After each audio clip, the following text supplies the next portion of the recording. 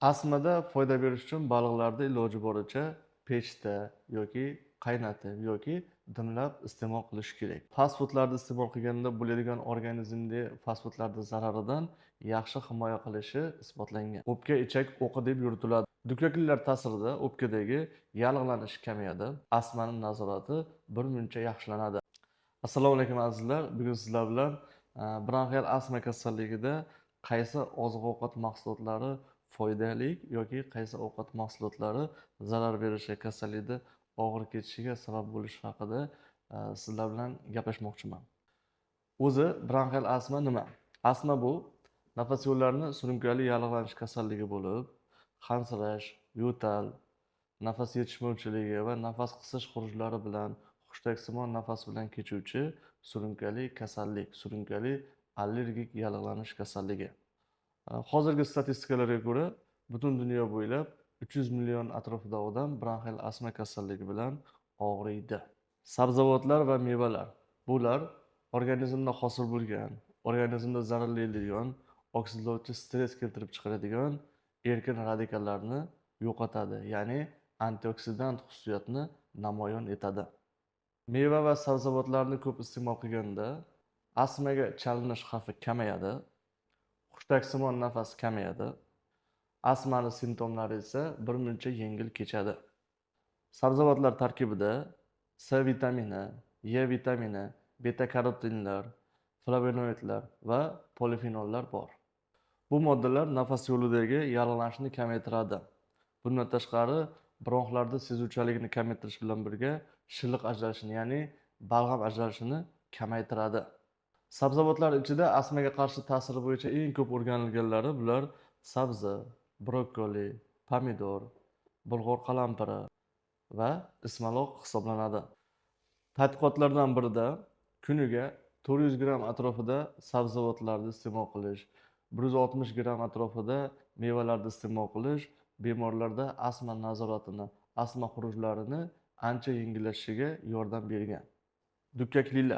Dukkaklilar o'z tarkibida eriydigan va erimaydigan kletchatkalarni ko'p saqlaydi.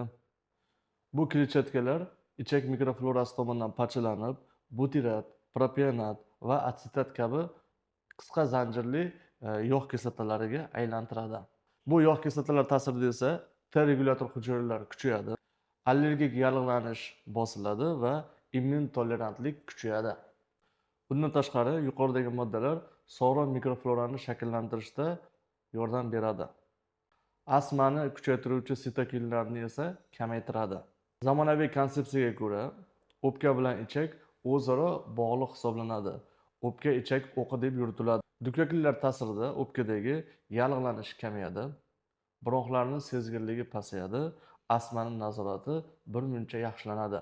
Baliq go'shtini bronxial astma kasalligida foydasi haqida juda ko'plab ilmiy ishlar, ilmiy xulosalar qilingan. Bu ta'sir asosan baliq tarkibidagi omega 3 kislotasi bilan bog'liq hisoblanadi. Omega 3 astmada asosan yallig'lanishni kamaytiruvchi, nafas yo'llari sezgirligini kamaytiradigan va astma rivojlanishining xavfini kamaytiruvchi ta'sir ko'rsatadi. Ayniqsa bolalarda astmaga qarshi, astma profilaktikasiga qarshi ta'siri juda yaxshi namoyon bo'ladi. Bundan tashqari, omega 3 ni fast foodlarni iste'mol qilganda bo'ladigan organizmda fast foodlarning zararidan yaxshi himoya qilishi isbotlangan. Lasos, sardina, selt, forel baliqlari eng yaxshi foydali baliqlar bo'lib hisoblanadi bronxial astma kasalligida. Astmasi bor bemorlar haftada 2-3 marta baliq iste'mol qilishi tavsiya qilinadi. O'zimizda mahalliy yetishtiriladigan zog'ora baliq, ya'ni oq baliq yoki sazan baliqlar ham ancha foydali, lekin eng omega 3 ga boy baliqlar bular dengiz baliqlari bo'lib hisoblanadi. Astmada foyda berish uchun baliqlarni iloji boricha pechda yoki qaynatib yoki dimlab iste'mol qilish kerak. Baliqni qovurganda tarkibidagi omega 3 yog' kislotalari birmuncha kamayadi, ya'ni parchalanib ketadi. Konservalangan baliqlarda ham omega 3 bo'ladi. Ular ham organizmga foyda berishi mumkin. Faqat ba'zilarining tarkibida tuz ko'p bo'lgani uchun ba'zida foydasidan ko'ra zarari ko'proq bo'lib qolishi mumkin. Zaytun yog'i. Bronxial astmada zaytun yog'i juda foydali. Birinchidan, zaytun yog'i yallig'lashni kamaytiradi, chunki uning tarkibida olein kislotasi va polifenollar ko'p. Ikkinchidan, zaytun yog'i tarkibidagi gidroksitirozol, oleuropeinlar kuchli antioksidant ta'sir ko'rsatadi. Uchinchidan, zaytun yog'i ichak mikroflorasiga juda ijobiy ta'sir ko'rsatadi. Zaytun yog'ini kuniga 1-2 osh qoshiqdan, ya'ni 15-30 ml salatlarga, tayyor ovqatga ustiga sepib yoki sabzavot bilan birga iste'mol qilish tavsiya qilinadi. Fast foodlar va ultra qayta ishlangan oziq-ovqat mahsulotlari. Bularga quyidagilar kiradi: burgerlar, kartoshka fri, gazlangan ichimliklar, energetik ichimliklar, kolbasa, sosiskilar, chips va xrustiylar va albatta tayyor lapshalar. Bu mahsulotlar yallig'lanishni kuchaytiradi, ichak mikroflorasini sezilarli buzadi. Allergik yallig'lanishni kuchaytirish bilan birga oksidlovchi stressni, ya'ni erkin radikallarni ko'plab hosil bo'lishiga sabab bo'ladi. Va albatta eng xavfli xususiyatlardan biri semirishni xavfini oshiradi yoki semirish keltirib chiqaradi. Semizlik ham astmani kechuvini og'irlashtiradi.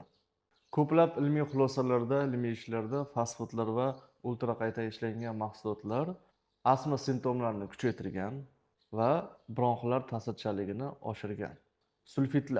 Sulfitlar shunday qo'shimchalarki, u oziq-ovqat mahsulotini buzilib qolmasligi uchun, oziq-ovqatni rangi o'zgarmasligi uchun va ovqatlarni to'g'ri saqlash uchun oziq-ovqat mahsulotlar tarkibiga qo'shiladigan qo'shimchalar hisoblanadi. Sulfitlar odatda E220, E228 raqamlari bilan belgilanadi. Shu mahsulotlarni iste'mol qilish 3% dan 10% gacha bemorda astma simptomlarini, astmani kechuvini og'irlashtirishi mumkin. Bu ta'sir ayniqsa astmani og'ir kechadigan bemorlarda yoki astma nazorati yo'q bemorlarda, bundan tashqari aspiringa sezgir astmalarda ayniqsa kengroq namoyon bo'ladi. Sulfitlar parchalanganda oltingugurt dioksidi hosil bo'ladi. Bu gaz nafas yo'li retseptorlarini ta'sirlaydi, bronxlarni reflektor toraytiradi va albatta astma xurujini paydo qilishi mumkin.